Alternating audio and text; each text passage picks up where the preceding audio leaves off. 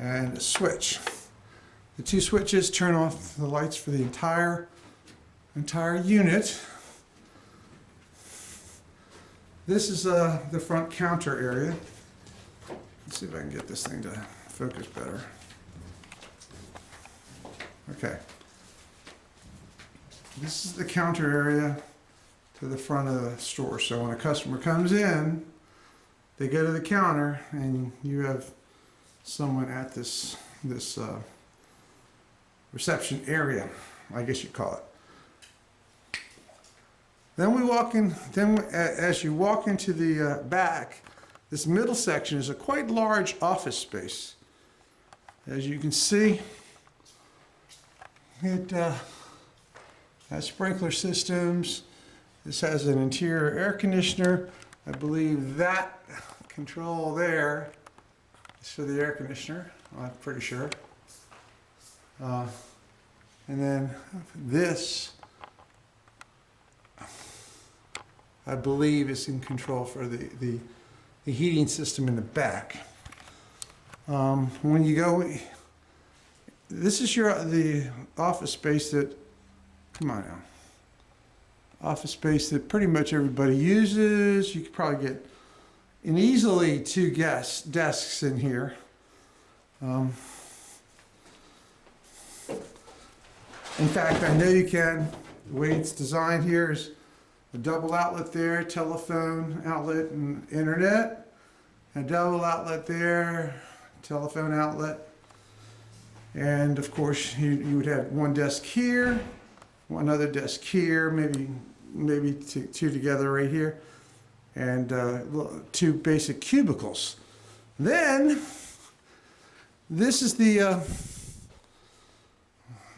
turn this light on. Don't know, maybe the bulbs aren't in this room. This particular room,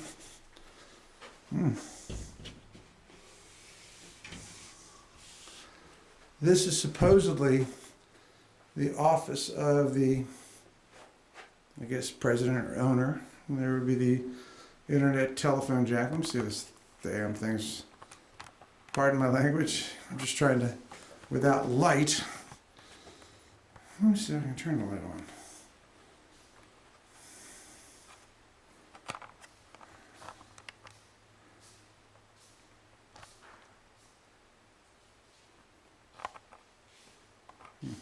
I don't know how to do that. But anyway.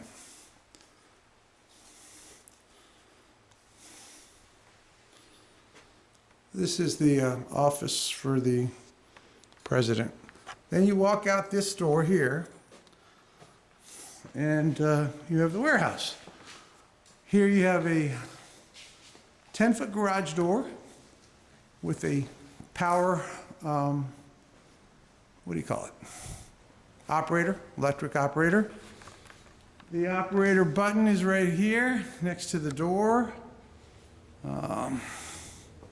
This is essentially, I don't know what this is for. This is I don't know, the previous tenant left it. I'm assuming they're going to get it before they move out. But as you can see, this back wall is kind of nice. You could actually work back here if you would like. There's outlets there. There's the garage door. You have at least 11-foot ceiling height going up. You have outlets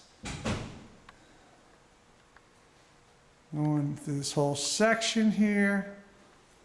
And as I'm going to continue to move. Okay. The back of the warehouse, this is the back work area. This is a sink, a scrub sink. And then apparently there's some kind of a filtration system, water system. At one point in time, this was a print shop for the Annapolis, I forgot the name of the company. But as you can see, that's ink. The press was right there, and apparently ink went onto the wall, and nobody's ever painted that cinder block wall since the place was new. Therefore, it is what it is. We have 400 amp, 3-phase service.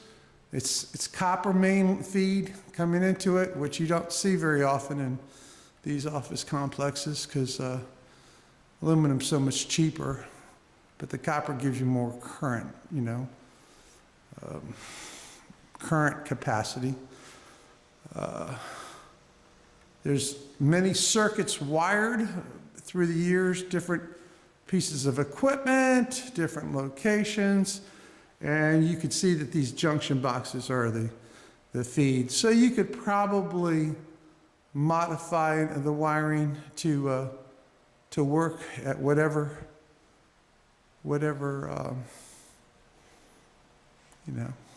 needs you have without too much altercation, which is an exit light there. We'll go out the front door. As I'm walking to the back, you can see the panel. Some of this telephone equipment is so antiquated because every tenant has been in here. They've added their own little telephone system, their own internet system. So that may need to be addressed. All build out is tenant responsibility.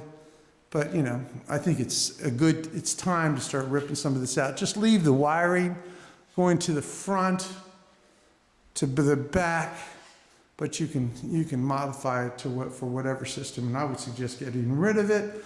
The communication equipment usually is going into a pipe there, which goes 300 feet to the electric service equipment room. This is the bathroom.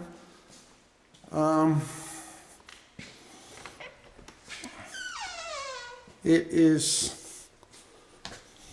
technically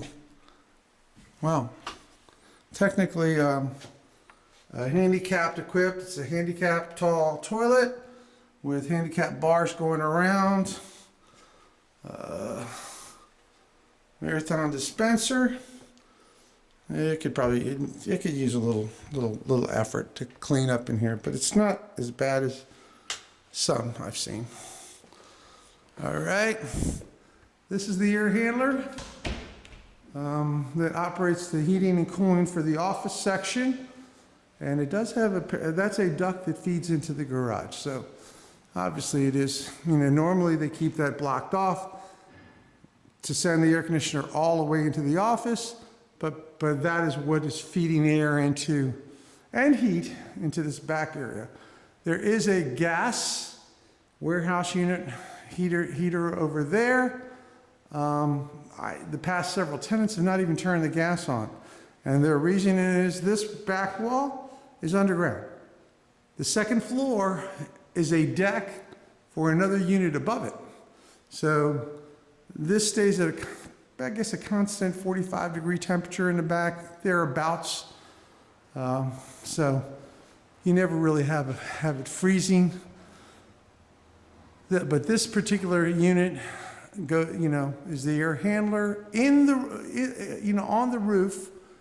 There's a compressor, so the heating cooling system goes back there. Let's go back here and take a look at this garage door. As you can see, it is operating, and you can drive out this garage door. These cars are not supposed to be here. We have bylaws in the association that establishes how many cars can go where. We get these two units. Well, I think technically we get one space, but they're starting to talk about having two spaces in each unit. But for sure, no, I believe we get two spaces. But what they want is one space there and the space in front of your garage door being free. The remaining parking is common parking for everyone. First come, first serve. Vehicles must be turned over every 72 hours. As you can see, this is one automobile mechanic right here, and there's another automobile mechanic right there. And I believe, yes, this is automotive commercial residential window tinting. So auto uses are appropriate. You have a contractor here, general contractor. There's Wiseman Electric here, and several other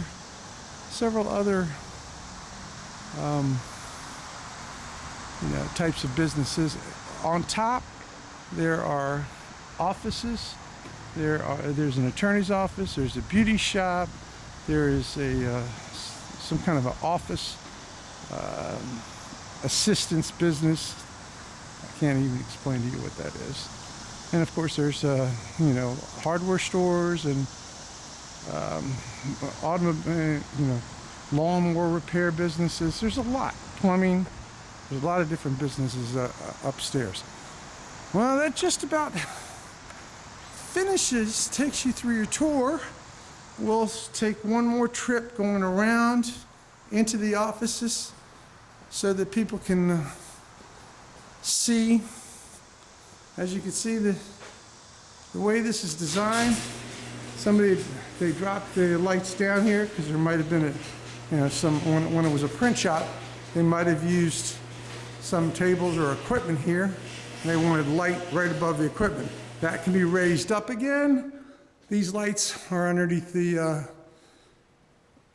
beam. If you want to put a lift in here, you might have to raise these couple of lights up.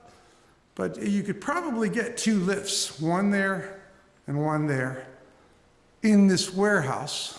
And then over here, you could probably put another vehicle. So technically, you could probably get one vehicle here, one vehicle there with a lift, one vehicle here with a lift, and you could probably repair a couple of cars here going out to the front door. So, realistically, you could put at least 5 cars inside the warehouse. Then, the offices again. You've got the office of the owner of the business, a double office with the air conditioning vents, etc., for the employees, and then of course the reception area. Now, any build out is the responsibility, as I said earlier, of the tenant. This was built for, I believe, the first tenant, and there's been several in here. So, thank you for taking a look at this warehouse. You can contact me, Kerry Lamari, at 301-221-6371 if you're interested in leasing it. The lease price today, I believe this is July 20, I don't know, it's 1st or 2nd, to 2020. The lease is $14 a square foot. I believe it comes out to $2,100 or $2,200 a month because it's 1,880 square feet. Thank you again for your consideration, and have a good day. Bye.